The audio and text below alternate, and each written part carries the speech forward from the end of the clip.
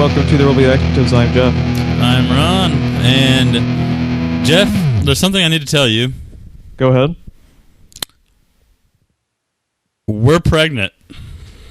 Really? I was going to tell you this last night on the podcast, and then we didn't record the podcast. Oh, holy shit. Well, congratulations, man. I'm happy for you guys. When did you find out? But right before we recorded episode 48. Really? Do you remember when she came in and got me just before we started? And then when I came back, you're like, is everyone alive? That was the pregnancy test. And then... Cool. So are you guys waiting to confirm it and everything? We confirmed it on Monday. And the first thing the lady said when she turned on the ultrasound was, "Oh, I've been looking for twins." Are you serious? I'm fucking serious. How do they already know? Because you could see them. I have the... actually, I can send it to you on your phone right now since we're Skyping in. Let me send you a picture of my wife's uterus. And you can see both of them. Right now, their names are left and right. But yeah. Can they tell gender or anything at that point, or no? No, not at this point. At this point, we're only 8 weeks. It'll be 16 weeks before we know that. So if you don't name them Luke and Leia, we can no longer be friends. But what if they're two boys? No, Leia! Has to be Leia. That is seriously awesome. I'm happy for you guys, though. Well, thank you. Like I said, I was going to break it to you last night, and then we ended up not doing this. So, yeah. But I think you're the last one to know. Thanks. I was waiting. Appreciated. I was waiting for the podcast. Awesome. Oh, yeah. So. Thanks, I guess. All right, guys. Well, speaking of Star Wars, that actually leads us into our first segment. We got a little bit of Force Awakens news to get to. First time in a while. You bastard. So. Did you just use my children as a segue? They're not even born yet. I put them to work early. Well, this was a really, really cool article. Did you ever actually get to watch the news going around, and it was related to Daisy Ridley's audition? Regrettably, no, but I want to. It was very, very brief, but it was pretty cool. You could tell... It was only like a minute or two, wasn't it? Yeah, it was like a minute and a half video. There's probably like 30 seconds of the actual audition. It was JJ and her. He was throwing her... I think it was the scene where she's getting tortured for information from, I think it was Kylo Ren, where he's trying to break into her brain. Right. So he picked a really, really intense scene for her to do, and she knocked it out of the park. So it was easy to see what they saw in her in the audition process. But I recommend anyone who hasn't checked it out to go and seek it out, because it was pretty cool. I think it's gone around as one of the Blu-ray special features going around. Yeah. They've been floating around a little bit of them every now and then. But yeah, she's like one of my favorite. I recommend going and checking it out. She's like one of my favorite people, dude. Like her reaction to the Star Wars trailer was just hilarious. Yeah, I liked how her and John Boyega both were really, really geeking out over the fact that they were in a Star Wars movie. It was pretty sweet. Yeah, I think someone had like captions on it or whatever that was just like excited squealing. That pretty much boils down her whole reaction video. It was great. Yeah, it was really cool. Probably the most important thing about that movie was the discovery of her, because she's going to be around for a while, I think. Yep. Hopefully in Tomb Raider. Yeah, no kidding. If not, a fucking terrible... If not, we wasted 2 names for our weapons. Yeah, no kidding. All right, we got another little Star Wars tidbit to get to, and this is another thing that if it doesn't happen, someone's a damn fool. Yes. Easily... the best part of the Star Wars prequels was Ewan McGregor's performance as Obi-Wan. I don't think anyone would argue with that. My favorite character in the prequels is Obi-Wan, and my favorite character in the originals is Obi-Wan. In the original. The prequels, my favorite's Obi-Wan, and then the originals, Han is probably my favorite. But I've always loved Obi-Wan too. This is actually coming out of Collider. Ewan McGregor was in an interview, and he had some really, really interesting responses to some Star Wars questions. The first one that they actually went ahead and talked to him about the prospect of an Obi-Wan film, because this has been floated around before. I think we reported about it a long time ago, a few months back. He was asked about the Obi-Wan movie. This was his first quote. I'd very much like to do one too. I think the story between episode 3 and 4, that's the story right there. That's the Obi-Wan Kenobi movie, if there is to be one. The one that bridges my Obi-Wan and that of Alec McGuinness's. I don't know how long he's in the desert there, but it's got to be 20 or 30 years.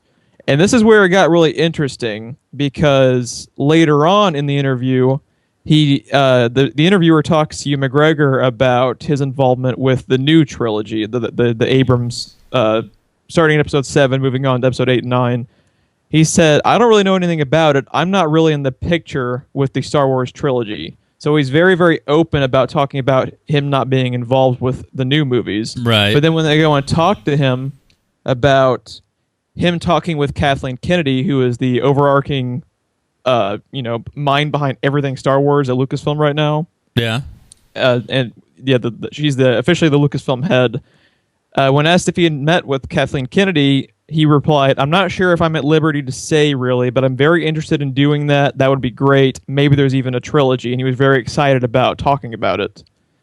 So if he's just straight up, denying I'm not involved with the new movies, but he's being kind of coy, I think he's at least probably had some conversations with her. Now, whether that ends up becoming a thing or not, we don't know. But just, hell, even if it's just one of the spinoffs being an Obi-Wan movie with him, hell yeah, dude. Yeah, it'd be fantastic. I fucking love Ewan McGregor, and I love his rendition of Obi-Wan. I would not be... opening weekend, obviously, fucking Obi-Wan Ewan McGregor movie, but I would probably... I'm super excited for Rogue One, just because it's a cool little, Suicide Squad-style concept going for it, but if that idea can get greenlit, surely, the star of the prequels... they would be more than willing. And if he's on board, why the hell would you not? Exactly. That's because that... Oh, god damn it. Fucking hate you, internet. What, did you get another ad pop up? Yes.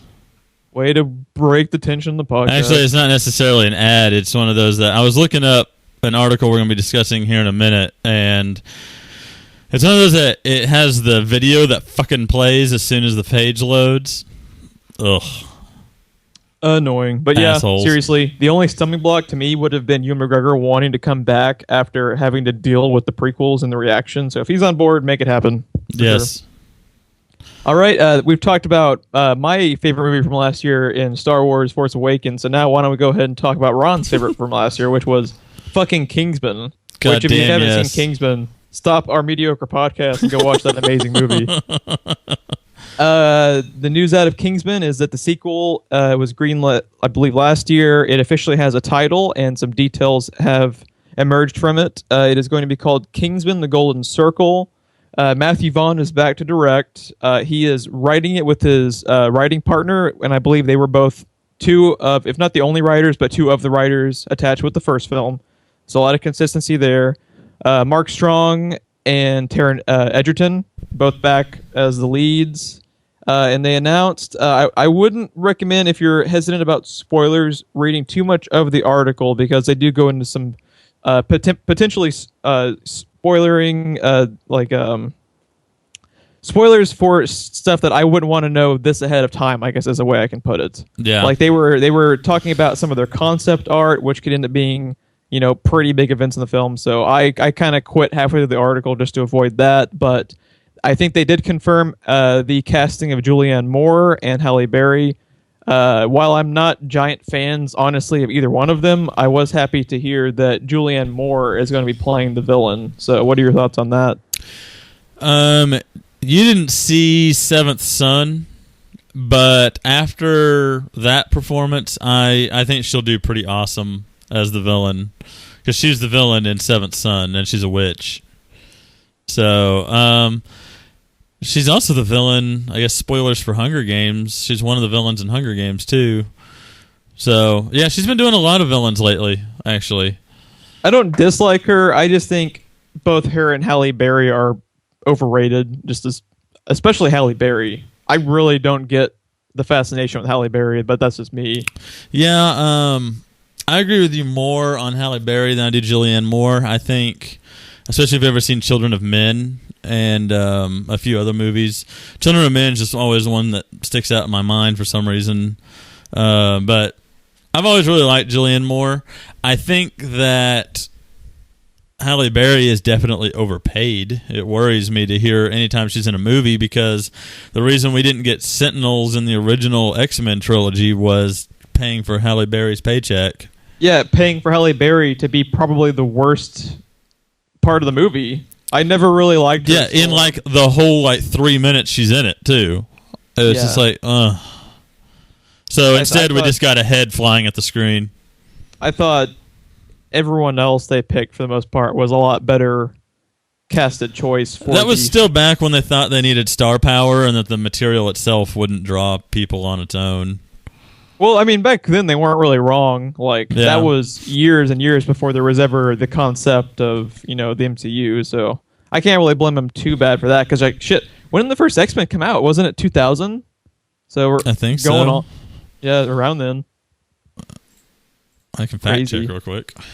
I'm pretty sure it was 2000, because I think we ended up reporting when we were talking about Hugh Jackman leaving, he was saying he would have ended up being the character for 17 years once he's done. Yeah. Yeah, are you looking it up now? I'm trying to, but my hand isn't cooperating. Yeah, 2000. Yeah. And then you got to talk about when they started filming and casting. So probably 98, early 99 at the earliest. So yeah, can't really blame him too much back then. But yeah, I'm just not the world's biggest fan of Halle Berry. I like Julianne Moore more than Halle Berry, but I don't ever think Julianne Moore is bad. I just don't think a lot of people talk about Julianne Moore in the same breath as Charlize Theron, and I think Charlize Theron is a million times better than Julianne I agree. Moore. That's just me. But seriously, I think her role will probably be kind of similar to Seventh Son, which I still need to see. Yeah, to be fair. Redbox Yeah. it. It's definitely worth a watch. Worth the red box. Yep, if nothing else. All right. Well, we're going to be talking Jeff Bridges comic-related stuff for a while now, so strap in, and yeah, it's gonna be freaking crazy. First up, we're going to talk a little bit of Marvel before moving on to the DC onslaught. The one little Marvel tidbit to talk about is James Gunn, director of Guardians of the Galaxy, obviously back directing and probably helping with the script for Guardians of the Galaxy Volume 2. He was recently interviewed, and I actually really, really wanted to include his quotes because I have even more respect for him because of this interview, and I wanted to get your thoughts on this. So what, is he at Peg 2 after Howard the Duck? Shut up. Don't bring up Howard the Duck. No, yeah, he's back up to even because of this stuff. So, okay, he was interviewed about the possibility of directing the third Guardians following the second one coming up in the next, I think it's 2017. I think it's next year when they're having Guardians Volume 2 come out. Okay, so here were his quotes. Right now, I really am just concerned with doing Guardians of the Galaxy Volume 2. I'm not sure what I'm going to do after this. Marvel has talked to me about continuing on. I'm not sure if it's what I want to do or if it's what I don't want to do. I really just want to make Guardians of the Galaxy Volume 2 the greatest possible movie that I can, and something that's as honest and sincere and true as it possibly can be. Which I just thought this was a great, great response, and is basically the opposite of the entire DC approach. Yes. He is saying, obviously, there's something I might end up wanting to do, but don't get ahead of yourself. Let's just make this as good as we can. Let's focus on the task at hand, and then worry about 3 later. Yeah. So I thought that was a really, really good sign. I've always really, really liked James Gunn. He seems kind of like Whedon. Yeah. Like the best possible people you can get associated with these films are people who have geek in their DNA. Yeah. I think it helps because a lot of the people associated with the DC stuff I kind of get the impression their experience is doing research after the fact. Like you can't replace growing up and being a comic fan for 30 years with doing a few weeks of Wikipedia research. You know what I mean? Right. Yeah. Yeah. But I think that was a good sign. Yeah. No. Especially after being able to take something like Guardians of the Galaxy and making it what he did. I'm just all in on James Gunn now. Yeah. So yeah, you need to watch his movie. I think it was Slither too. He did like a little B movie comedy with Nathan Fillion. Yeah. Really, really cool stuff. I recommend you check that out. I've heard it'd be of right it. up your alley. Yeah, I've heard of it, but I haven't seen it. Yeah, I really, really recommend it. All right, we're going to start up the DC onslaught now, so strap in. DC apocalypse. First up, we're going to talk about some fucking Lego Batman, dude. Goddamn yes. We're getting the good out of the way. If you have not seen, there have now been 2 trailers for Lego Batman. Watch them immediately, especially the second one. They're both absolutely gold. And I cannot. I am so much more excited for the Lego Batman movie than I was Batman versus Superman. Yeah, it's pretty bad. It's pretty bad. I guess spoilers for the 1.5-minute long Lego Batman trailer. So skip ahead like a minute if you don't want to know anything about it before you watch it if you haven't. But there's even an appearance of the George Clooney bat nipples. That's how awesome this trailer is. That right there sells it all on its own. Oh my I cannot wait. 2017, we're their opening weekend. Could not be more excited. Alfred, I'm so sorry. I have incredible reflexes. I have aged phenomenally. Absolute gold. All right, now here on out in the movie news, it's all the DC extended universe. Oh, why? That's my response to the DCEU now. The DC. the DC muh. Yeah. Let's see. First up, another Batman thing coming out. Shockingly, I know. Warner Brothers Damage Control is always Batman. Batman, more Batman, more Batman. Okay, so they don't have, as of this moment, The Batman, which is the working title for the next solo Batman movie. They don't have that on the schedule yet. It's just a matter of time, I think, because besides Wonder Woman, really the only thing anyone liked about this movie was the combination of Ben Affleck and Jeremy Irons. That was really the only takeaway from this film. So the news is that not only is it looking like it's just out of common sense going to be a thing, but that Ben Affleck actually has a completed script for it. I was actually not familiar with this until going further into this article. Since he came back a few years ago and became more of a well-known figure as a director, all of his movies he's been directing, he's actually been helping with the scripts, which I wasn't aware of. It's a good sign. I'm a little worried. I hope that the news comes out that confirms the news we reported on a few months ago where it's Geoff Johns and Ben Affleck together. I'd be a lot more receptive to that, I think. Because, I mean, Geoff Johns is their chief creative officer, and for good reason. The dude knows the DC Universe, like the back of his hand. Yeah, I don't know. I'm just kind of worried about anything involving the DCU. I mean, I guess the Batman stuff was the best part of Batman versus Superman, but I'm hoping it's. I guess if it gets me more Jeremy Irons as Alfred. Yeah, to me the relationship between Jeremy Irons and Ben Affleck's Batman in the movie was the best part of the movie outside of Wonder Woman. I loved their interaction. I totally bought them as far as them being crime fighting partners for 20 years. Like they really, really sold that just aspect of it for me. I'm hoping, and it makes sense for them to do so. So God knows if they'll actually do something that makes sense because they haven't shown a tendency to do that so far. But I'm hoping since it will help them kind of not fuck with the Justice League movie timeline, because I don't know if you know this, but they're not filming the Justice League back to back like they're doing with Infinity War at Marvel. There's actually a break in between part 1 and part 2. Okay. So what I'm hoping is that this is, along with the other spin-off movies, an origin, or if not an origin, earlier in the Batman timeline, like maybe 10 years, where he's been Batman for 5 years, but he hasn't been, for 20 or whatever. Yeah.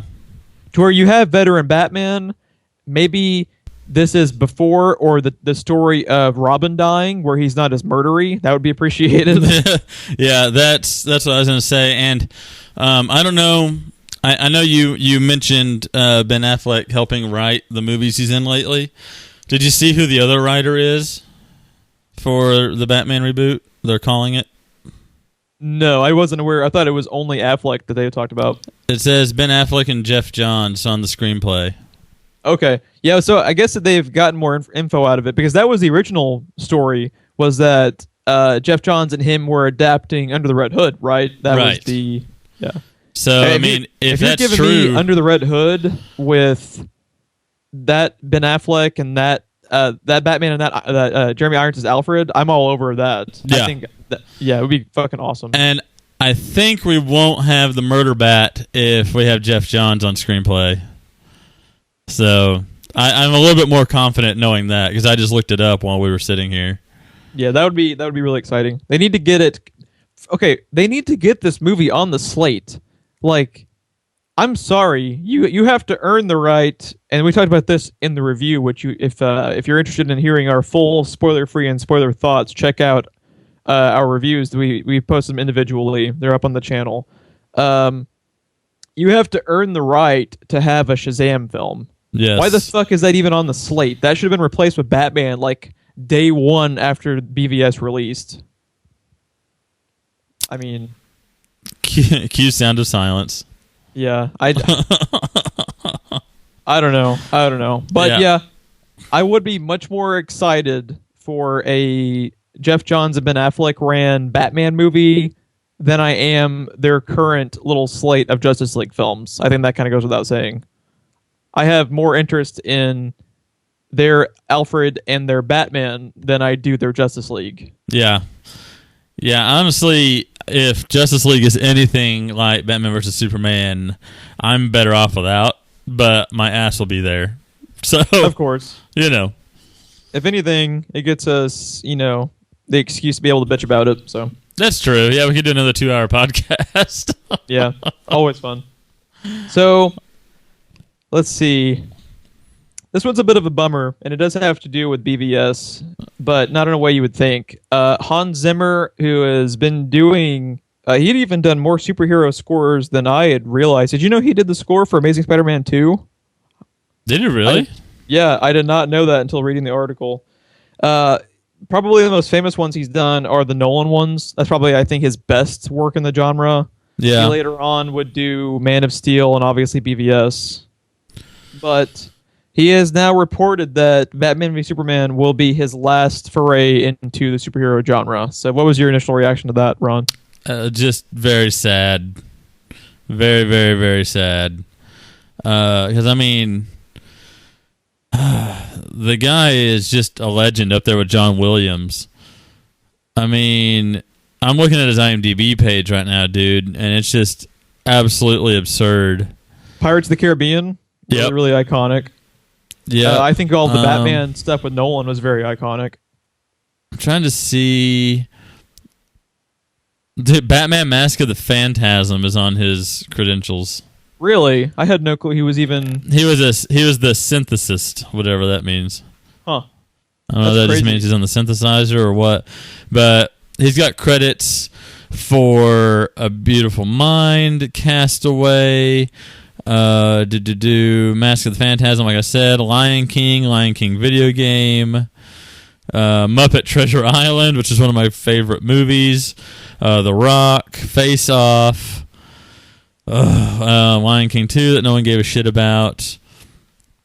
We have a slew of Pirates of the Caribbean movies, but most notably The Curse of the Black Pearl, which is the first one, which was the best one. Says here in 2008, Iron Man executive music producer, Vantage Point, which was a good movie.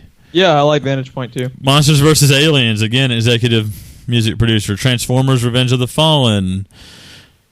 Age of Extinction, which no one saw. Well, I guess a lot of people saw and no one cared about. 13 Hours, which only thing people cared about in that movie was the 10 Cloverfield Lane trailer. Dark Knight trilogy, like it's just insane. Inception, Sherlock Holmes. He has said he will continue working with Nolan. He's just done with the superhero genre, and I can't really blame him because with superheroes, there's a lot of pressure to make a good theme that has to stick. Where I can feel, I can kind of understand how he would feel pressured by that, and it would be exhausting. If you took Hans Zimmer out of The Dark Knight. Just think about how different of a movie that is. Like, think about that moment with when I think of the music in Dark Knight, it takes me immediately to the scene with Maggie Gyllenhaal and the Joker standing in that room, and he's basically threatening to cut the smile into her face. Think about how that music and that scene had you on the edge of your seat. His Joker scene was absolute gold. That scene loses all of its impact without Hans Zimmer. It's by the way, a lot of ways, the Nolan Batman movies with the score are kind of reminiscent of Star Wars. And that if you take out John Williams' theme for Star Wars, it is fundamentally broken. Yeah. The one scene I immediately go back to, partially just because of the way it ended, but at the very, very end of The Dark Knight, where they're doing the last speech, and then you hit credits, and then the theme kicks in. Yeah. It's a pretty killer moment with the way that he dropped in the theme. But yeah, at least if you have to go out, he made the Wonder Woman theme, which I'm excited to hear in her actual movie. I thought the Wonder Woman theme was probably the best part of the score in BVS. Yeah, I agree. Anything to do with the Wonder Woman in that movie was gold. Yeah, it really was. But yeah, it's just, holy shit, he's got through the wormhole credits. That was one of my favorite TV shows. It was hosted by Morgan Freeman. Yeah, it really bums me out because that means we're going to be going through Justice League and all these other things without Hans Zimmer. And like I said, it's just Dark Knight is a completely different movie without him. Batman Begins, which at least at the moment, as far as Batman Solo is concerned, is still my favorite movie, as in it's the most Batman movie we've seen. Batman versus, I would agree. Batman versus Superman, I wouldn't count for anything. It's the most Arkham game. I think Dark Knight's a better movie, and Begins is a better Batman movie. Yeah. That's the way I always looked at it. Batman versus Superman is basically an Arkham game made into a movie as far as Batman's concerned, which is awesome. Which is fucking cool. But the everything else about that movie just drags it down, so I don't include that when I say that. But you know, it is what it is. I mean, he's left us with a lot, at least. I mean, everything he did was gold. And it's not like he's retiring. He's just stopping the superhero thing. The Batman themes and the Pirates of the Caribbean theme, you can just put on when you're like fucking doing the dishes. And everything will feel epic when you listen to his music, whatever you're doing. So yeah, he will be missed in the superhero genre, but at least he went out with a bang. That Wonder Woman theme, they'll get a lot of use out of that. He went out with a bang when Batman vs. Superman hit the floor. I'm so fascinated to see the box office returns in week 2 of that film, because I think it could easily break the record for biggest drop from week 1 to week 2. Because why the fuck would you go back and watch that movie again? Well, not only that, the people that haven't seen it yet are now hearing all the negative reviews, all the bad things people are saying about it, and word of mouth can do a lot of damage. It can help a movie a lot or do a lot of damage. Yeah, and it's like, even if you really, really like the movie, it's so dark and gritty, like it doesn't make you want to run right back out to the theater and watch it like an Avengers or anything like that, or even even not even just talking about like some of their best, like the Avengers, but just the Marvel stuff as a whole leads to more rewatches. Just because, you know, you take your kids, like what kid is going to go into PBS and walk away wanting to do anything else but take a nap? Like they're not going to want to go back and watch it again. Well, if your name is Dean Cain, you got your nap in the movie. I didn't include that, but since you brought it up, if you just Google Dean Cain, it's the only news article that's come out related to Dean Cain since 1994, so you cannot miss it. And it's a gold story. He just what did he say? He just flat out was just like, I just fell asleep. Fuck it, I don't care. Basically. But, you know, of course he said he still really liked the movie, even though he slept through it. Of course.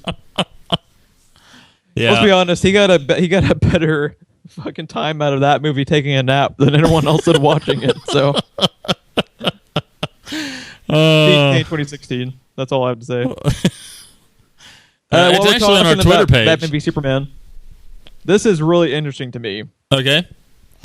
So I'm pretty sure people by now have probably heard that they have dropped a deleted scene on YouTube. Very, very weird. Like, it's on the Warner Brothers channel. It doesn't have, like, Batman and Superman in the title. It's just called Communion. So if you want to watch what we're talking about, YouTube, Warner Brothers Communion, you'll probably find it. More theology. Yeah. Which we needed more, for sure. Yeah. So, let's see. I'm trying to think about how I can talk about the scene without really spoiling stuff. I mean, it's technically a part, but well, shit. I mean, basically, it's spoiled in the trailer. The connection Lex has to Doomsday, so I guess we can talk about it. If you are super scared of any BVS spoilers, which I really doubt anyone listening is, skip ahead a couple minutes. So it has to do with the scene in the film where Lex is going into the ship to ostensibly create Doomsday again out of Zod, or if anything, get information from the ship. The details in the film as far as motivations are so murky, you don't really know. You kind of have to piece it together yourself. But he goes into the ship, and it has a little bit more kind of like to do with, I guess, Darkseid related stuff. But you see mother boxes. You see a little thing that looks like Steppenwolf, which is... I had to get more information on this because this was deep cuts even for me. But he's apparently Darkseid's uncle. The mother boxes disintegrate, go into Lex, and they basically kind of set up him going fucking batshit crazy, even more so than he already was. So it gives a little bit more information, but the real takeaway, I think, is... when have you ever seen a major movie studio release a deleted scene 3 days after the film came out? Yeah. Yeah, that it's damage control sign. For sure. Yeah, Can I interject real quick? I know we're kind of hurting on time a little bit. We're starting to fall behind, but I thought about something, and this is BVS spoilers still, so jump ahead another couple of minutes if you're hearing me now. But I thought about it when you mentioned the Doomsday connection. Remember when we were doing our review, you said what the fuck was up with the blood? Like Lex mixing his own blood with Zod to make Doomsday. I almost feel like with as much theology stuff is going on in there that it's a Nephilim reference. The Nephilim were the children of angels and humans. So if you're looking at the Kryptonians as gods or angels or whatever, then you're mixing Zod's blood with human blood and getting a giant monster that is super powerful, which is kind of the way the Nephilims were described. Like in the story of David and Goliath, Goliath is thought to be one of the Nephilim. So yeah, I really think that's what that is. Oh, I'm not disagreeing with you. I just think that Jesus Christ, like, what were they thinking with the theological? And ironically, you invoked Jesus Christ just now. It was just least favorite part of the movie. Yeah. Anything having to do with Lex Luthor, period. Yeah. It was all pretty much bad. Like, there's no good takeaway from it. But I just thought it was fascinating that, like, they are in full fucking damage control mode right now. Yeah. When you have to release a deleted scene to, first of all, get people to shut the fuck up about complaining and provide a little bit more context to why people would be confused, you have really, really fucked up. Yeah. The good news, though, to come out of Batman vs. Superman, if we had to do any, is anything involving Wonder Woman, like we said before, is just complete gold. And I really hope they don't fuck up the Wonder Woman movie for us. Speaking of that, we actually got in the last few days an awesome new image resurface online about her, and I don't know if I think they have said, but they're all crazy Amazon names, so I wouldn't be able to pronounce them if I could find them. Yeah, good luck. But you just Google Wonder Woman cast pic, you'll probably find it. It's a very, very cool. It's an Entertainment Weekly photo. If that helps. Okay, it was probably one of their exclusives. Yeah. It shows her. shows Wonder Woman in kind of like her old school Amazonian armor. She's not in the full costume yet, and it shows a few of the other Amazons. I think it was 3 others. They all looked really, really great. One of them is the queen. One of them is her aunt, and I forget who the other one is. I don't know that much about Wonder Woman except what's in the Justice League cartoon, to be honest. Same. I have watched her solo animated movie, but I don't remember if they went as far as deep cuts on actual other Amazonians, so I'm not sure. And very cool pick, though. Like the set design, like the costume design. Yeah, that's one thing I was going to say is their costumes are ridiculous in this movie. Like Wonder Woman's costume, either one of them that we've seen have no business looking as good as they do. And then the rest of the costumes, like they look like legitimate Amazonian warriors or Greek warriors. It's just crazy, Jeff. Still super excited. For the love of God, don't fuck it up. I mean, for them to be basically right out of the comic page and still look like that in real life, it makes no sense. It boggles the brain. Especially the actual costume she uses in BVS. That one's even harder to pull off, and it looked fantastic. So now here's a question for you. Sure. The Wonder Woman movie, first off, do we know if it is all set in 1918? I would be willing to bet you they use the Captain America 1 formula of it's 95% in World War I, and then 5% at the very end leads her into now. I hope that's how it is. Couldn't tell you. Do you think, obviously for a part of the movie, she'll have this costume, because this photo is supposed to be of when she's training and becoming the warrior that we know her as. But I doubt the costume that she had in Batman vs. Superman will be the costume that she's using in the movie. You think she'll be using something that resembles more old school Wonder Woman since it's set in an earlier time? I'm not sure because kind of like how Captain America had a more of the period Captain America costume, and they eventually went back to it for Winter Soldier and Civil War, and but they did have in BVS the pic of her from 1918, and she was wearing part of the costume. I can't remember if it was the exact same costume or not, so I would have to pay attention to that on a later viewing, which will only happen if it's for the 3-hour Blu-ray cut, because I'm not going back to the theater to watch that movie again. But yeah, I just really, really hope they don't fuck it up, because I'm excited for some of the solo movies coming up. I'm scared shitless about Justice League, mostly because they retain the writer, which I wish they hadn't. But yeah, just really, really hoping for that one. If Wonder Woman sucks, I basically lose all faith in anything they will ever do. Yeah, same. Speaking of losing faith in one of the other DC properties. That's what I was about to say. So we were both kind of on the same page on Suicide Squad until today. And we're still on the same page. The news out of Suicide Squad is very, very troubling.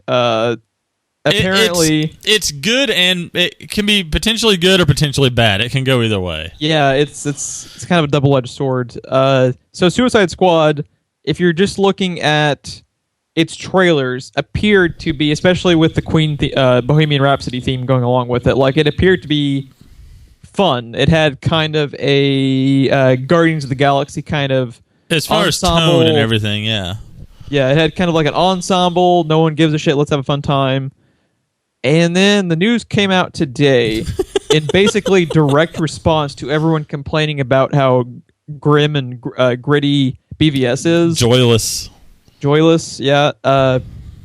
Suicide Squad, if the reports are true, used every single joke in the film basically in that trailer.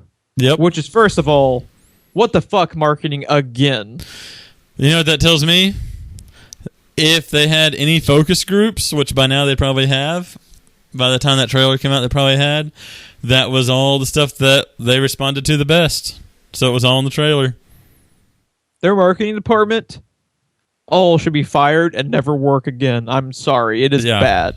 Either you have BVS, where they spoil everything in the film, literally everything. At this point, they just need to try to reach across the aisle and see if they can get Disney's marketing team to work on their own movies, because oh dude, I've never seen so many terrible trailers. Like you were saying, Batman vs. Superman is terrible because they show you everything. There's no point even watching the movie. Actually, there's no point watching the movie anyway. I kind of wish I just stuck with the trailers and moved on, but as far as Suicide Squad goes, I was really pumped for that movie. And then to find out that, once again, there's no point in seeing the movie if I've gotten everything I want out of it. It completely made me feel like the Guardians of the Galaxy tone, like we mentioned. And evidently it's more Batman versus Superman tone. Okay, they're either providing a cliff notes for the entire movie like they did with BVS, or they're being completely disingenuous about what they're selling. So, I mean, here's a quick aside. When did it become an industry standard for every movie to release like 3-minute long trailers? It's been a few years now. I don't get it. Like, first of all, it's kind of annoying when you're just going to watch a movie, because if a movie has 6 or 7 trailers, you're sitting there for 25 minutes just waiting for the movie to start. Right. So why can't we go back to the way it was, 15, 20 years ago, where like a minute and a half was like the absolute max? Because when you're thinking about it, if you're the marketing team, now I'm not totally defending the Warner Brothers ones because they were just straight up spoiling everything. But let's just take it aside and just talk about Hollywood as a whole. If you're really, really trying to sell your movie and you have to, for whatever arbitrary reason, make it 2.5 minutes long, like, that would be kind of difficult. So I don't really understand why we can't go back to, straight up, instead of releasing 3 full fucking trailers, release 2 45-second teasers, and then your final trailer is like a minute and a half. Yeah. I mean, does that make any sense to you? Yeah, I mean, I would think 2 minutes tops. A minute and a half is probably a good sweet spot, I think that's good enough to get you the kind of feel of the movie, get you pumped for the movie, and then move on. Yeah. So, and that way they don't have to show you that John fucking Connor is the Terminator in the fucking Terminator movie, or that Doomsday is the fucking third act twist. Yeah, it's been bad. I don't even care about declaring spoilers for that fucking movie anymore. It's just been brutal the last couple of years as far as spoilers and trailers. I'm sick of it, man. I'm sick of it. I've gotten to the point where we were talking earlier. There's a good chance I will not watch any Wonder Woman footage unless it's a straight up 30 or 45-second teaser. Like, I just don't trust them. I don't want to have anything spoiled. And the only way you can really go about that is just don't watch the fucking trailers. 30-second teaser comes out. It's Julianne Moore killing her mom. Right. Yeah. We got one more quick thing to talk about in relation to all of this DC shenanigans. This is actually another one I'm excited about coming up.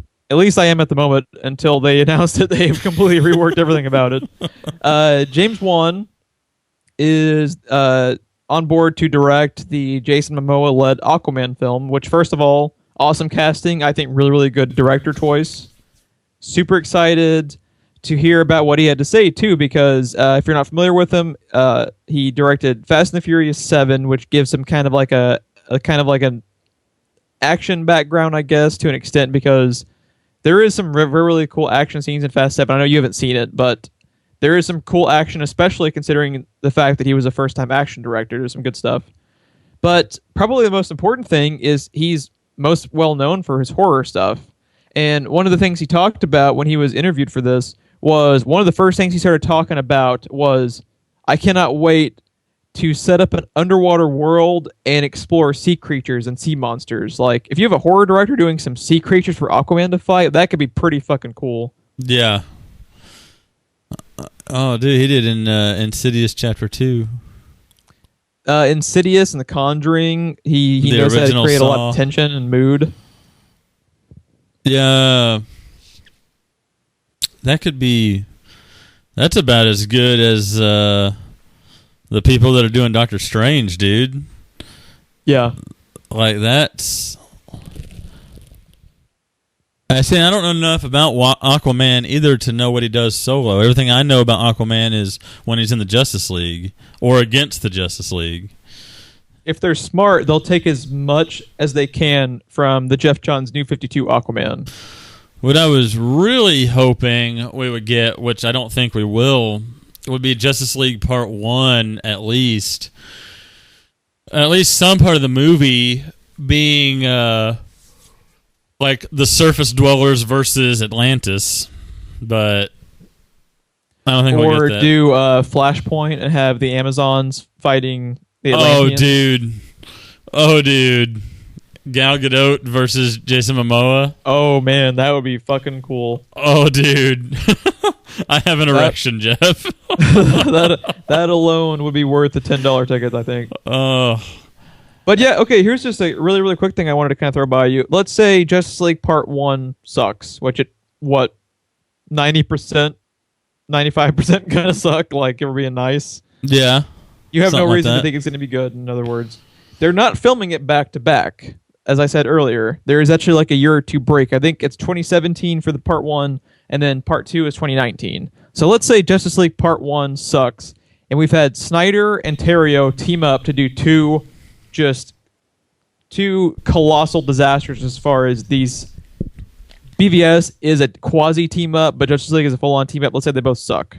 So if you're Warner Brothers at that point, I think you have to obviously get a new writer. I would also, as much as I like him, I would actually replace Snyder.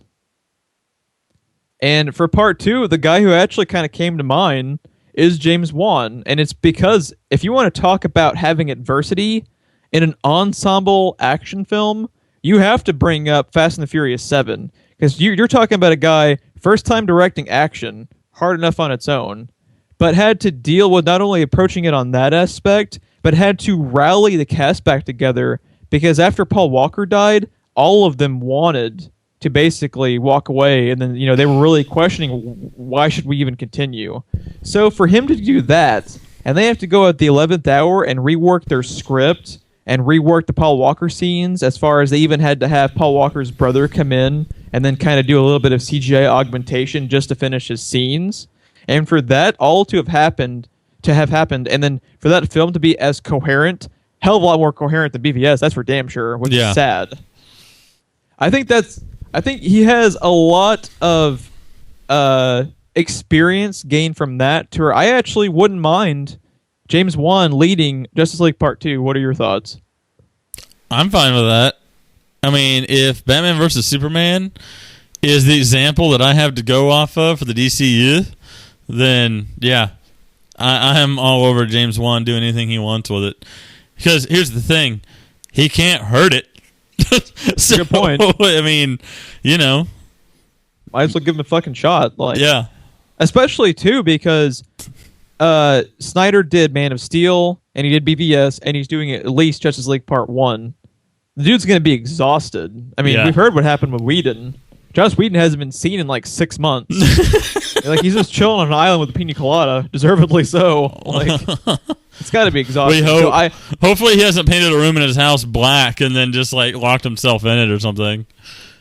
I hope if Justice League Part 1 sucks, that they do realize shit needs to change. So that's what I'm really hoping for. Okay, why don't we talk about? What were you gonna say? I'm hoping that since Suicide Squad is coming out in August and they're going back and reshooting scenes, that is a sign, like you said before, that they're listening. And since they technically haven't started shooting Justice League Part 1 yet, they're starting. They should be this month, right? This month being April. 2 weeks they start. They still have time to salvage that from whatever it is after learning everything that they have learned about the audience reaction to Batman vs. Superman and the critics' reviews. So hopefully Justice League Part 1 will be absolutely nothing like Dawn of Justice. The thing with them reshooting Suicide Squad is, it is a good sign that they're actually listening. What I wish would have happened is that in addition to that Suicide Squad reshoot report, we heard Justice League Part 1, we are delaying production 2 months. And we are really going to go in right now and take a good look at the script. Because Chris Terrio is writing it alone. And he did the bulk of the work, if reports are correct, on BVS. He's got the first name in the screenplay credit. And Goyer was associated with it, but they always refer to it as Chris Terrio's script. If Chris Terrio wants to bring any of that god-awful theological horseshit into Justice League, if that's right now where they're going with that, because just it's the same writer and that's his mentality, it's going to be a disaster. So I'm hoping at least that here's with the thing. That Suicide Squad report that they are not giving them creative freedom 100%. Here's the thing. With as many people that are in that movie and the fact that they went as much star power as they could for these roles also, with a little bit of thought towards casting, I will give them. I don't think you could delay production. I think it would be a good point. I think it would be a fucking nightmare to delay production, just from scheduling aspect alone. So I think any changes they make to the script will basically be on the fly, which is still probably going to be better than what Batman vs. Superman was. At least there's some adjustments taking place, period. Yeah. Now, whether they announce that or not, I think if there was any changes made to the script, we will find out after it's already in theaters. I don't think they'll announce it. It's true. They have to... Because at this point, there's no need to announce anything. They don't have to... there's no one that's going to notice they're calling in reshoots or anything. You know what I mean? The shooting hasn't happened yet. Because it's a different monster with Suicide Squad, because they were already pretty much done, right? Like, if it comes out in August, you would expect it to be basically 98% done. Yeah, we're 4 months away from that movie. Yeah. And, yeah. Now, things are a little bit different than they used to, since everything is shot digitally. Like, they can, on day 2, when they're filming day 2, the editing team is already working on day 1. So, things move a lot faster than they used to, so they can get those scenes in pretty quickly that they reshoot. Yeah. But, yeah, I think if they make any adjustments to Justice League Part 1, we will find out about it after the movie's in theaters, unless one of the actors talks or someone that is affiliated with the movie that it says it anonymously. Yeah, I think that's a good call. But yeah, fuck a lot of this. Let's talk about a cool DC team up, man. Yes. And that is this week brought us Flash and Supergirl teaming up for the first time. They got my rating, because I hadn't watched Supergirl all season long, and I watched this one. And it showed in their ratings, because I don't know if you heard this, but it received Supergirl. They gave Supergirl a 30% ratings boost. Good God, for a dude. CBS show, that's fucking huge. That's some numbers right there. Dude, for any show, that's fucking huge. 30%? Especially one of the main local channels, too. Like, that's insane. It's obviously a sign of more crossovers to come, but you actually pointed this out to me. I had always just kind of assumed, because the reaction was becoming more positive over time, that Supergirl had been renewed, but you had found out it's still on the chopping block? In my opinion, it's on the chopping block, and I say that because on their list of shows that they renewed, it's not there. Now, that does not necessarily mean that it's getting canceled. As far as I know, anyway, there has been no announcements for it getting canceled, or any talk of it publicly, of it getting canceled. So I just want to say that. But it was apparently noticeably missing from all the articles that I read from the list of renewed shows. It's not a good sign that it wasn't on the first batch of renewals because of its genre in the age of superhero shit. Like, that's not a good sign. The thing is with this show is,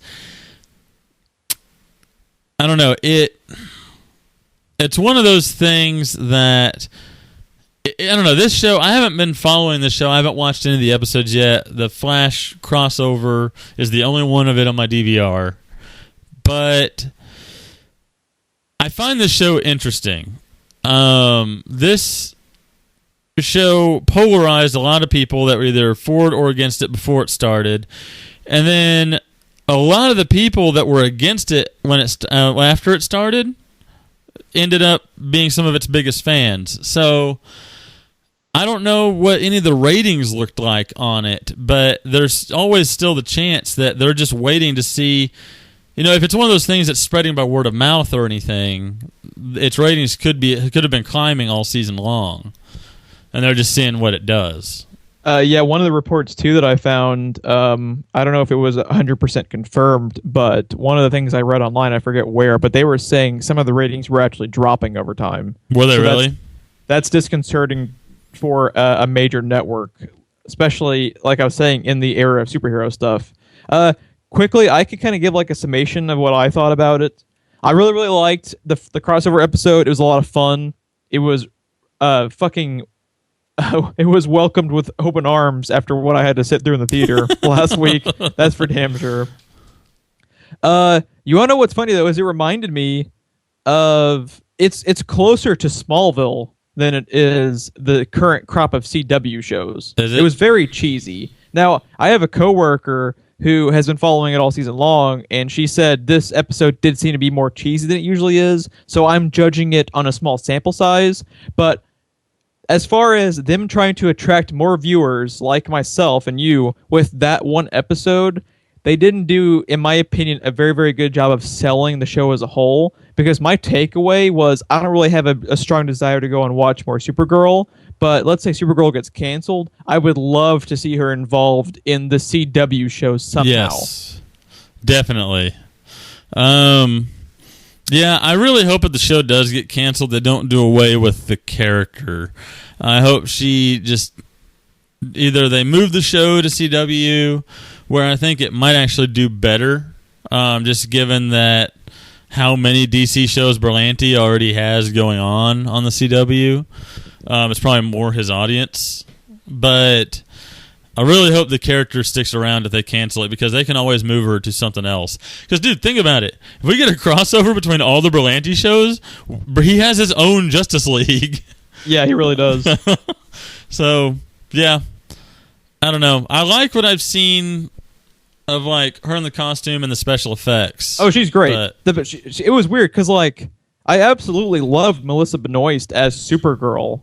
And she had a cool connection, I think, on screen with Grant Gustin. I loved their scenes together. I loved Supergirl. What I didn't like about it was their subplots that they had interjected throughout the episode that were Supergirl related and weren't the crossover related. They were very cheesy and very Smallville, which was totally fine. I like Smallville. I watched the whole show, but the CW shows, I think, have kind of raised the standard as far as the TV shows based on the CW on the DC material. I mean, yeah, that was just mainly my thoughts. But yeah, I would be. I mean, like, let's say it gets renewed and they have more crossovers next season. I'll watch every one that they cross over with. Like, let's say she's on Arrow or anything like that. I'll watch them. It didn't really make me super interested in watching Supergirl. So, but yeah, we'll have to get your opinion when you go and watch it. Yeah, and even then, I still won't be in a good position to really judge it, because it'll be the only episode I've ever seen. And it's not your typical episode because it's a crossover. Yeah. But yeah. As far as writers, they do have, if their intention on that was to try and boost both shows, kind of, like give the Supergirl, I think, okay, here, I can say this. I think they did a better job using that to get more people over onto The Flash than they did vice versa. Yeah. As a Flash fan, I was way more interested in her coming to CW than me wanting to go and check out more Supergirl, if that makes sense. So, I will say this. My thoughts on it. I will say this. Out of everything that was in that commercial for the crossover, I think my favorite part was when she was like, I got here first. He's like, I let you get here first. I was like, that's adorable. There were a lot of really adorable moments. So I recommend anyone go and check it out. I'm going to let you do the next story, Ron. Fuck yes. This was kind of more up your alley. Fuck yes. FOOLY COOLY is returning. Spelled out FLCL. Manga and anime on Adult Swim. And Adult Swim's bringing it back. It's got 2 series of 6 episodes each. So I guess if you want to look at them as like a season, it'd be like season 2 and 3. We're looking at late 2017 or early 2018 for the second series coming. And what's cool is the number of people that are coming back or joining up. So Production IG, who are mostly known for Ghost in the Shell, Attack on Titan, and Psycho Pass, they're the ones that originally produced the series. And they're coming back. We've got the series creator coming back, and the director from Psycho Pass is what he's mainly credited for. And this is the thing I'm really going to like. You're going to like this when you get further into Neon Genesis Evangelion. But the character designer for Neon Genesis Evangelion is joining up. So that's going to be pretty fantastic. Jeff, the most random, psychotic acid trip you've ever seen is Fooly Cooly, all 6 episodes. Well, first of all, I love hearing that it's 6 episodes, because one of the big detractors from anime is how many of them run for like 5,000 episodes. Yeah. So just the fact that it's short and to the point, I appreciate that in TV and movies just in general. So that's exciting to me. I also am always on board for acid trip material. My buddy John, forever, this was his favorite anime. Really? Yeah. When did it come out originally?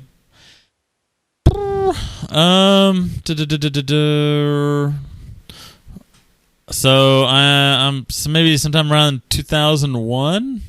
Been a long time. So what kind of... It says here 15 years since the original. So yeah, 2001. Any idea what kind of led to the sudden random resurgence of it? Just because that's what's in these days. I think anything old is new. Yeah, that's true. So I mean, it's been 15 years. It's time for season 2. You know. I guess so. But, and you said they're both 6 episodes seasons. Yeah. Coming up. Yeah, the original. Series 2 and Series 3 are all 6 episodes. Cool. I will actually be checking this one out. I still need to get through. Now, to your point about the character design of Evangelion, I've only seen the first episode. Really, really like the design, though, of both the kaiju type thing and the mech. So I'm excited for that part of it. So yeah, I figured if nothing else, since you don't know anything else, like, you know Attack on Titan, but I don't think you've ever seen Psycho Pass, which I've seen very little of. And then Ghost in the Shell will get your attention if you've ever seen it too. But I have not seen Ghost in the Shell. Yeah, you're a big guy on character design in movies and TV shows that revolve around this sort of thing. So I figured and games too. Yeah, I love my character design in games. I figured you would love the Neon Genesis character designer being part of this. Yeah, I'm all on board. But yeah, I cannot wait. Late 2017, early 2018 on Adult Swim. Sweet. I will be there. I need to get my hands on the original. I assume before it comes out they'd be re-airing it. It's only 6 episodes. I mean, it's not like they have to set aside, 6 months worth of airtime for it. So that's one that you don't already own? Nope, I've actually never owned that one. I've only ever seen it on Adult Swim. Since it was only 6 episodes, they aired it on repeat constantly for a while, and it's one of those that it didn't really get old either. In fact, it's one of those that there's so much going on, you notice something else every time you watch it. Yeah, I'll definitely be checking that one out, especially before it comes back. And when it's so short, you can knock it out in an evening. Oh yeah, I mean it's a movie basically. It's 2 hours at 20 minutes each. Crazy ass chick with the guitar and the Vespa. Easily one of my favorite characters of all time in anime. Sold. All right, we got a couple of gaming news articles to get to real quick, and then we are out of here. Ron, do you have any of the articles up for the Nintendo NX rumors, or I think you had more details on this than I did? I have the Uprocks article that we talked about up, just because I like the way it broke down the rumors a lot easier. Right now, though, all we still have is rumors on the NX. I don't know. We're get as close as we are now. I assume we're waiting for E3 and Comic-Con for official announcements. But I don't buy half of this shit. Like, the NX is rumored to be more powerful than the Xbox One or the PS4, depending on which article you read on what site. Apparently, the second screen dependency of the Wii U controller will be retained. excuse me. The controller itself is said to be a semi-independent game system that lets you play mini games on the go. And that it's more of a traditional console. The touchscreen is not very important to actual gameplay, which I don't know about the Wii U because I've never actually touched one. Me neither.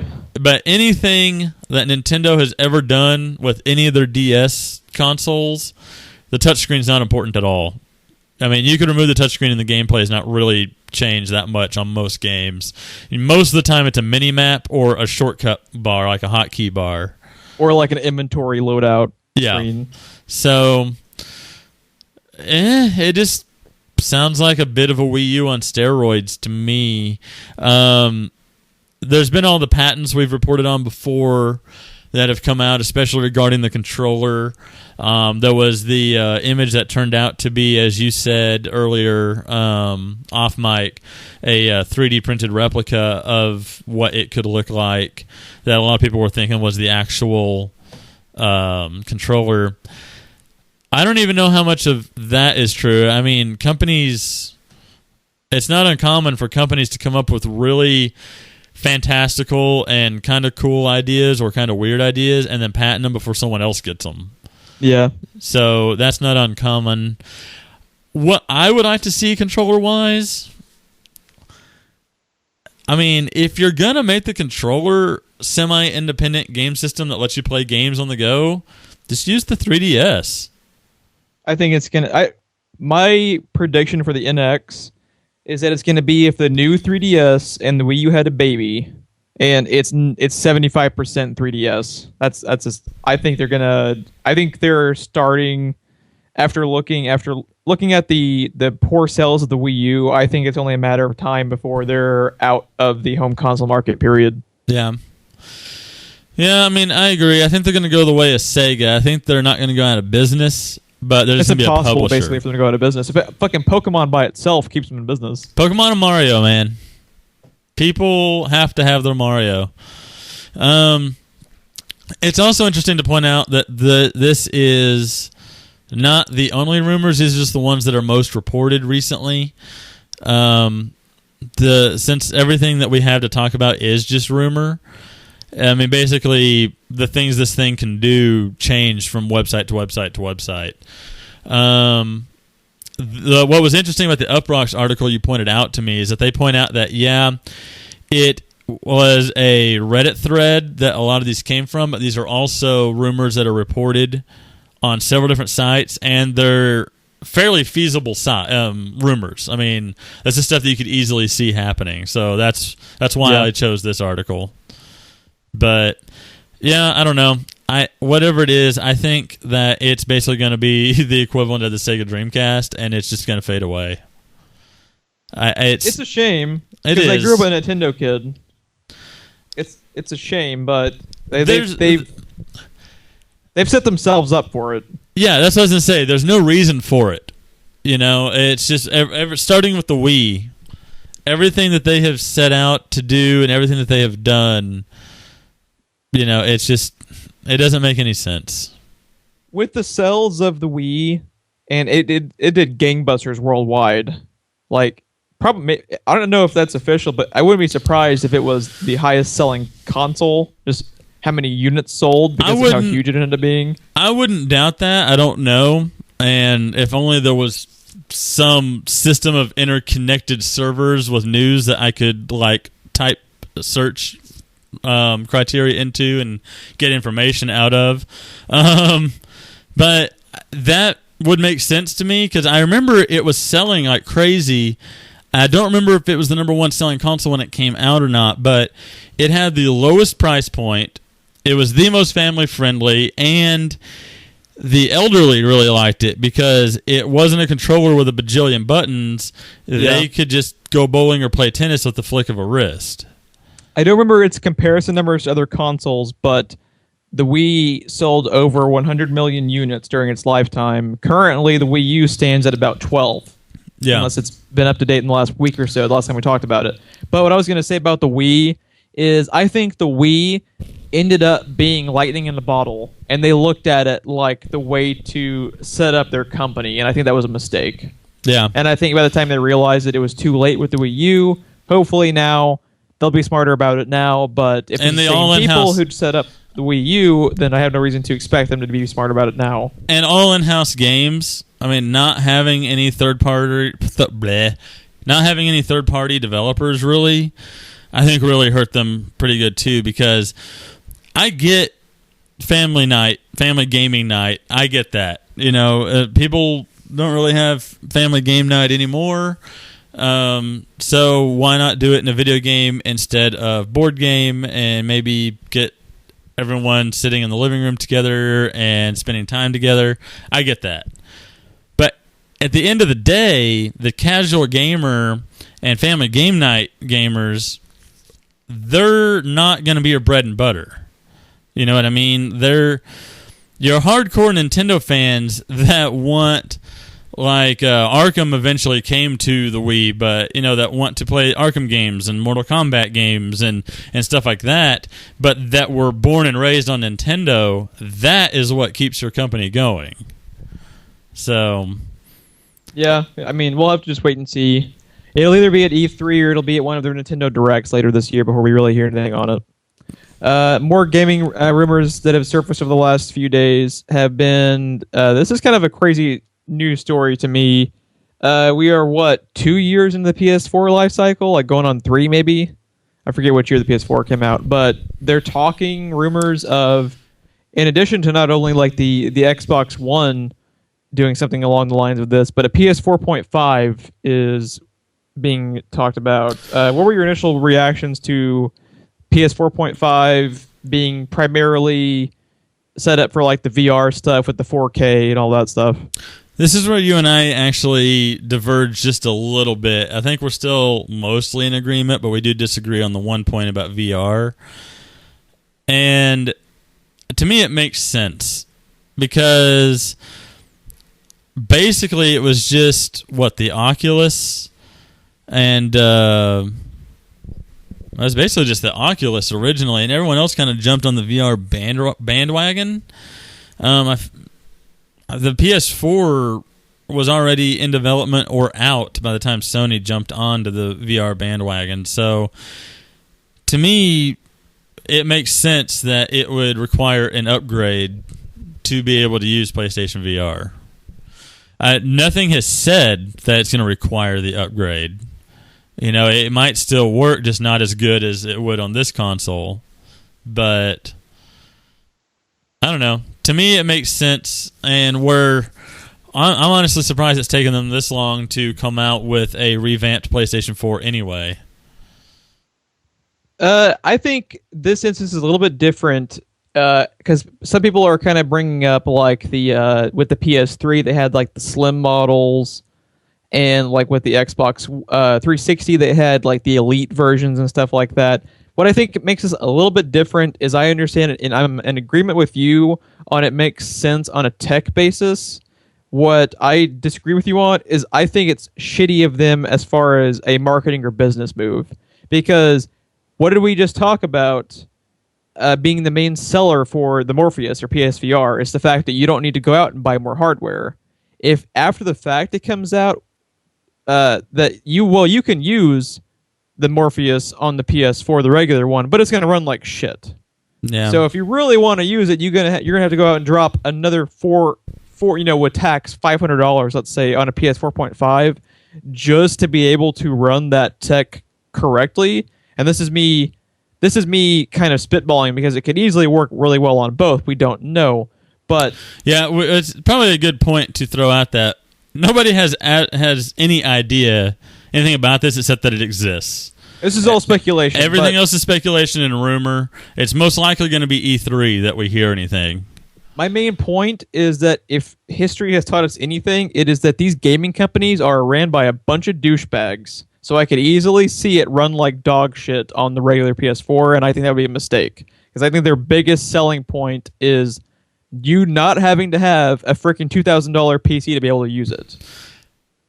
I would never in my wildest dreams defend anyone in the video gaming industry because they're all a bunch of self-righteous douchebags.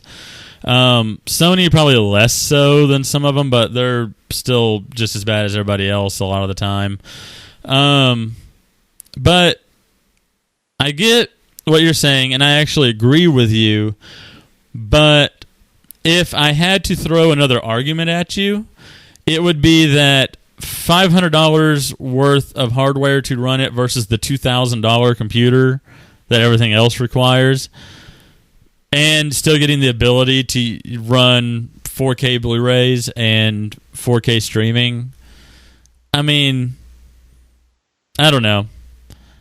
I think what the other thing about it that makes me disagree with you on that is that I agree with you on that point up until they just started pimping out the Morpheus stuff like 2 weeks ago. Yeah. If what you had just said, like let's say our thoughts on the PS4.5 end up becoming a thing, and then after that's a thing, you talk about your Morpheus and you talk about how you're going to need this upgrade. At that point, it's not backtracking, I guess, if that makes sense. Like, since they just started pimping out and getting people excited about the Morpheus a couple of weeks ago, and if this becomes a thing later on and they have to backtrack, I think that's a bad business move. Yeah. I feel like that PlayStation VR is probably going to require this hardware. Just because if you look at a lot of the system requirements for a lot of VR stuff, it requires graphics cards that have 4K ability. Something the PlayStation 4 is missing. So I feel like it's probably going to be a required upgrade for PlayStation VR, but there's always the chance that you just don't get the frame rate or the resolution that makes it look its best. But I think it's very critical when you're talking VR too, because that could be the difference between making someone sick physically. Yeah, it could be devastating to them if it doesn't work well on the regular PS4. Especially since there's going to be those people that just wear it all damn day long. Because like a lot of people that were swayed towards the Morpheus just because they could use it on the PS4 they already have. Like if you start going down the road of, well, I've already got a PS4. Why would I go and pay $500 to get another PS4 that's specifically... I mean, I know it has other functions, but like, let's say they're really dead set on VR.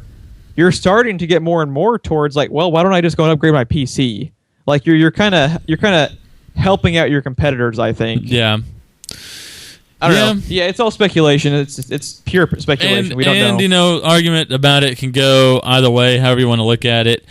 Personally, I'm not investing in it either way, so I'm kind of neutral on the whole thing. I'm not even really... I can't afford it, even if I could. I'm not paying that much for it. Yeah, I'm not even that interested in 4K just yet because, what was it? About a month ago, I saw for the very first time in my life a 4K Blu-ray on a store shelf. So it's going to be a while before I even adopt anything 4K. If I get a good deal on a TV, I might go ahead and get it because I'm looking to upgrade my TV anyway. But I am actually... Some of the crazy high-definition stuff actually is a turnoff to me because I don't even like TVs that have crazy high frame rate refresh. Yeah, I don't either. I actually don't like it when you're watching something and it looks like a soap opera. Like you're looking at it how it's being filmed. I don't have a problem. I don't have a problem with that, but like a lot of like the 120 hertz and 240 hertz TVs, it's weird with like side-to-side movement and stuff. It's almost like you're looking through a fish tank or something. It's to me, it kind of takes me out of the movie if it appears like I'm watching it being filmed as opposed to watching a movie. Yeah. Some of it's like I get that. Too clear and too high def for its own good. Like the Hobbit movies, they did the high frame rate stuff. Yeah. Like when I went and saw it, it actually appeared like I was watching a play instead of watching a movie because it was so crystal clear. It looked like I was watching them in person, which took me out of it a little bit because I go to the movie theater to watch a movie, not a play. You know what I mean? Yeah. Yeah, no, I get that. I'm fine with the resolution. I want something higher than 1080 because 1080 only looks good from far away, really. So, which is unfortunate because the bigger the TV you get, the further away you have to be from it for 1080 to not be grainy. but you're more picky on that than I am, because like I have a 1080p. I think my TV is like 42 inch. It's an LG, and I sit about probably 8 feet from it, and it's totally fine to me. I'm not as much of a tech junkie as you are, I think. So I think that's probably where part of it comes along. But yeah, this is going to be a wrap up to, what is this, episode 53? God, we've done so many of these things. You think we'd be better at it by now? Nope, maybe never. By episode 100, we'll be decent. Maybe. No promises. Maybe someone will listen at our centennial. If you like our content, make sure and like and subscribe. It gets you all of our Let's Plays, commentaries, everything. If you're interested in our full thoughts on Batman v Superman, as I said earlier, we have up a spoiler-free review in addition to the full spoilers review. So you can listen to both or pick whichever one you wanted. We also are on social media. Check out the description below for our Facebook and Twitter links. And most importantly, if you happen to know anyone else that you think might like our wholesome family fun that is There Will Be Expletives, if you share us out, it really helps us out. So I am Jeff. I'm Ron. We'll catch you guys next week.